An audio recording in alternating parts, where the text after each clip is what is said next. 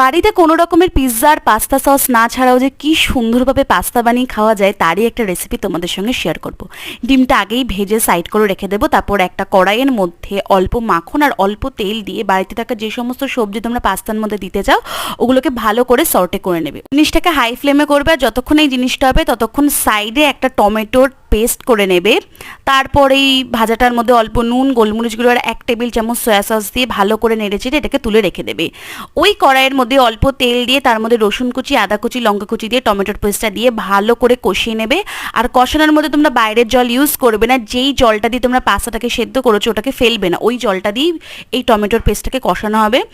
অল্প পরিমাণে আমি লঙ্কার গুঁড়ো দিয়ে দিলাম জাস্ট ফর কালার, তোমরা এটাকে চাইলে স্কিপ করতে পারো। আর যেহেতু টমেটো টক হয় ওই জন্য আমি একটু চিনিও দিয়ে দিয়েছিলাম। এই পেস্টটা একটু মাখো মাখো হয়ে আসে, তার মধ্যে ম্যাক্রোনিগুলো দিয়ে দেবে আর ভাজা সবজিগুলো দিয়ে দেবে। আর তোমরা আমার জাস্ট রিয়াকশন দেখেই বুঝতে পারছো কতটা ভালো হয়েছিল খেতে। আজকের ভিডিওটাই